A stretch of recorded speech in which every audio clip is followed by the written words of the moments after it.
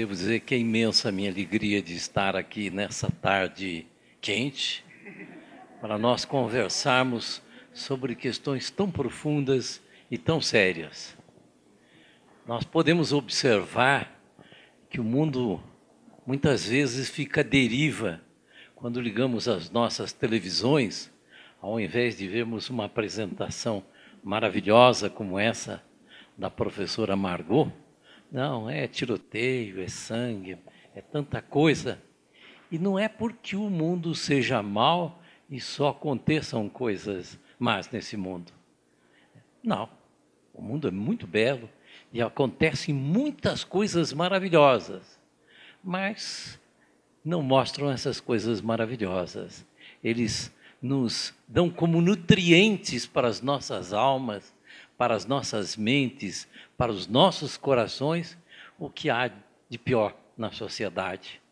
E o que há de pior na sociedade já é fruto de uma sociedade injusta, de uma sociedade que precisa exatamente dos valores positivos, dos valores de amor, dos valores de ética, dos valores mais altos. Quer dizer, para uma sociedade que precisa desses valores mais altos, o que é dado como nutriente físico, emocional, mental, espiritual, não tem sido o melhor. E esse é um dos pontos que todos nós almejamos um mundo melhor, não temos que examinar como enfrentar isso. E eu vejo que não será simplesmente com a crítica, mas pela valorização do belo, valorização do nobre, valorização do ético, valorização de uma palestra como essa da professora Margot. Eu devo até dizer que eu tenho um pouco de dificuldade de falar, porque eu ainda estou na palestra dela. Eu ainda estou raciocinando, estou digerindo as coisas maravilhosas que ela nos trouxe aqui e tenho que interromper esse processo mental para poder falar alguma coisa aqui a vocês todos nessa tarde.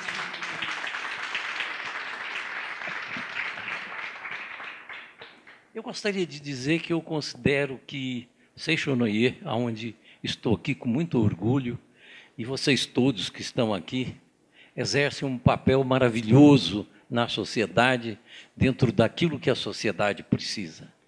Porque essa ética, essas virtudes, nós estamos aqui num seminário de pedagogia das virtudes, ela se faz exatamente pelo estudo, pela análise, pela incorporação desses nutrientes na nossa personalidade.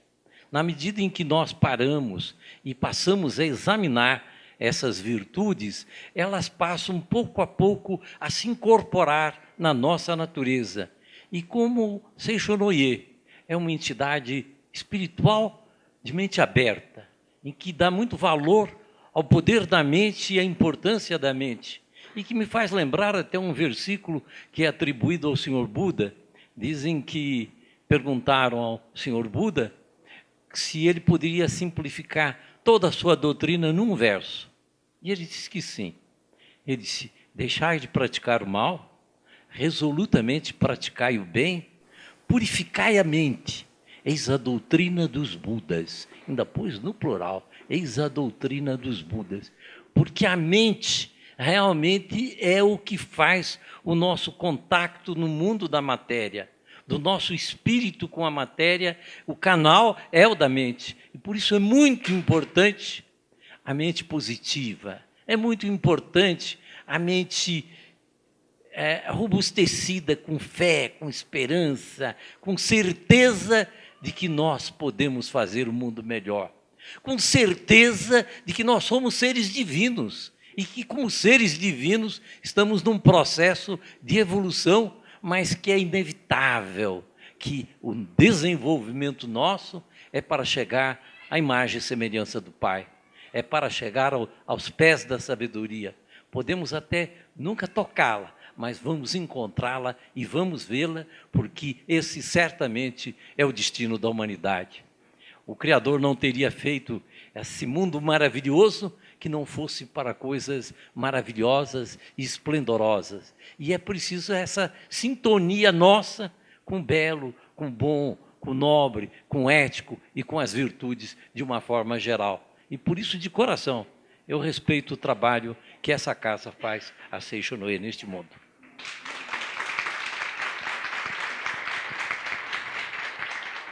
O tema geracional, ele sempre me traz algumas ideias que são muito fortes na minha mente.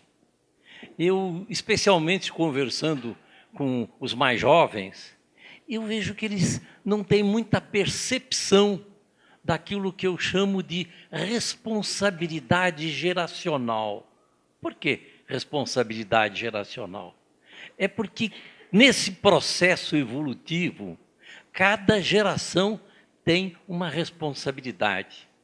A geração de nossos antepassados, de nossos bisavós, no meu caso até de meu bisavô, de um avô, ela é uma geração que trabalhou pela abolição dos escravos. Por quê? É uma coisa material? Não, é espiritual. Buscar a abolição dos escravos, acabar com a escravidão, uma vez que não há pior dano que se possa fazer a uma criatura do que tirar a sua liberdade, é algo da mais alta espiritualidade. E os nossos bisavós lutaram para que os costumes fossem transformados. E isso se conseguiu não propriamente pela lei, como algumas pessoas podem imaginar, que foi Maria Isabel quando assinou a Lei Áurea, que deu a liberdade aos escravos. Aquilo foi o epílogo material de uma luta secular, de uma luta de milhares de pessoas que tinham o mesmo espírito que se tem aqui dentro da Seishonoye, pela libertação dos escravos para uma vida livre, para uma vida digna. Então era a responsabilidade daquelas gerações. A geração dos meus pais, a geração de meus avós e ainda a minha geração, mesmo porque eu faço parte do rol dos idosos. Eu tenho 82 anos de idade. E às vezes eu até penso que me chamaram porque precisavam de um velhinho na mesa. Isso é de brincadeira. Não ia perder a piada, né? A gente perde um amigo, mas não perde a piada. Mas os meus pais, a minha geração, lutou pela igualdade das mulheres dentro desse mundo, e que é uma conquista, e olha que coisa absurda. A história toda da humanidade, toda a história, nós vivemos como a mulher sendo inferior ao homem, uma coisa insana, uma coisa sem qualquer justificativa, sem qualquer lógica. No entanto, essa foi a realidade. E então eu vejo a responsabilidade da geração que trabalhou nesse sentido. Mas nós que estamos vivos aqui hoje, nós correspondemos à geração presente. E a nossa geração tem responsabilidade para com o mundo. Eu, às vezes, penso até que, se nós, seres humanos, não chegarmos a uma loucura de até destruir o planeta, destruir a humanidade conforme ela está aí, mas que, de qualquer forma, passado 1000 anos, 2000 anos, e os antropólogos, os arqueólogos forem estudar o planeta e as civilizações anteriores, eles podem parar no nosso século, século XXI, e dizer assim, olha, não é bom estudar muito esse século. As pessoas que habitavam o planeta eram bárbaros. Eles destruíram as florestas, destruíram os rios, destruíram os aquíferos, poluíram o ar, acabaram com a camada protetora do nosso... Fizeram guerras intermináveis, fizeram uma guerra mundial, uma segunda guerra mundial. No século XX morreram mais 100 milhões de pessoas. E entram no século XXI, ainda em guerras, ainda com países que são colocados no abandono. Que se nós temos uma responsabilidade geracional. E eu acho que a responsabilidade geracional nossa, que é o ponto que eu quero insistir nesse momento, é de trabalhar pela paz. Mas trabalhar pela paz ela tem que ter uma dimensão muito ampla para nós imaginarmos. Primeiro é a paz entre nós. Nós temos que ser amor, nós temos que vivenciar amor entre nós. Nós não podemos viver uma vida que falamos intelectualmente de amor, mas estamos ali cutucando um, o outro, falando mal do outro. Nós temos que vivenciar isso, nós temos que ser amor. Nós temos que verificar que não tem sentido isso que aí está, de guerras ainda no momento de hoje, de povos tendo que fugir de guerras. E como é que se muda isso? Se muda pelo poder do pensamento. É pelo poder do pensamento. É pela mente, pela egrégora mental que nós vamos fazer. E que todos nós, e que essa instituição e os que participam dela fazem de uma forma brilhante. Nós temos que mudar a mentalidade do mundo. A mentalidade do mundo tem que ser outra. Nós não temos que simplesmente dar amor. Nós temos que ser amor. É diferente. Ser amor é um estado de ser. É que nem o sol. O sol não escolhe, eu vou iluminar o sábio, vou iluminar o inteligente, vou iluminar o bondoso, mas não vou iluminar o bandido. Porque para a divindade não existe isso de bandido. E nós somos a fagulha, nós somos a semente de Deus, nós somos microconsciências divinas, nós somos a própria divindade, mas em potencial, para ser desenvolvida, para ser expressa. Mas a nossa raiz é a própria divindade. Na hora que nós entendermos bem isso, nós vamos verificar que todos são muito mais do que nossos irmãos, todos participam da nossa vida, participam daquilo que nós somos nós mesmos, somos nós mesmos. E nós podemos, com essa mudança de mentalidade, estou voltando novamente à palavra mentalidade, que importa em mudança de costumes, importa em mudança de valores, importa em mudança de paradigmas. Criar o paradigma do amor universal. Primeiro, temos que compreender a consciência, ter a consciência da responsabilidade individual. Que a nossa geração tem que ter essa consciência da responsabilidade de cada um de nós, porque o mundo é a soma de todos nós. E dentro dessa responsabilidade individual, dessa consciência coletiva, criar a consciência coletiva da amorosidade universal.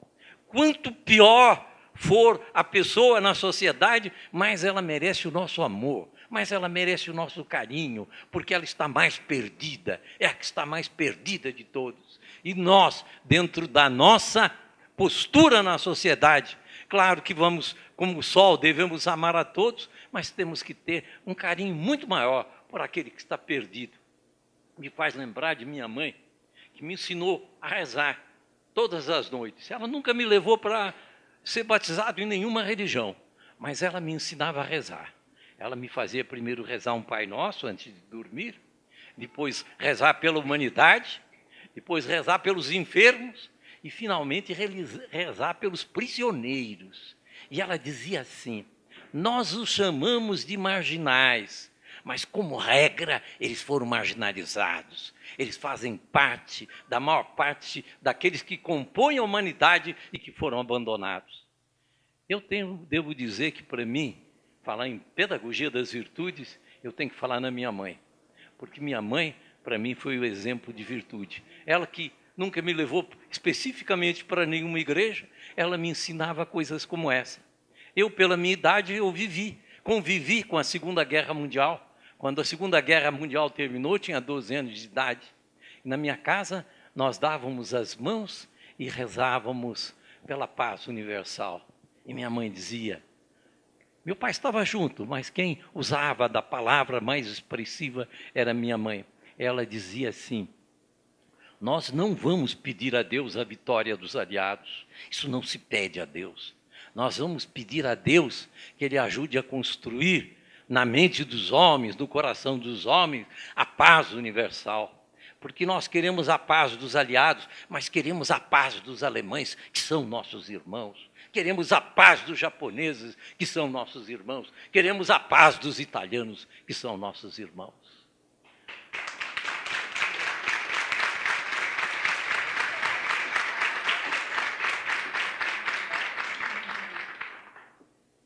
E quando ainda bem menor, quando tinha meus 4 anos de idade, minha mãe dizia assim: filho, eu não quero que você, quando cresça, vá ser uma pessoa muito importante, muito rica, um grande qualquer coisa. Eu quero que você seja grande, mas um grande benfeitor da humanidade. Eu nem entendia muito bem o que ela queria dizer, mas era no sentido de direcionar o coração da gente daquilo diferente que está na nossa sociedade, que se ensina assim: você tem que se preparar para competir, porque a vida é uma competição, você tem que competir com os outros. Não, nós temos que nos preparar para bem servir, nós temos que buscar o conhecimento para bem servir e não para nos servir.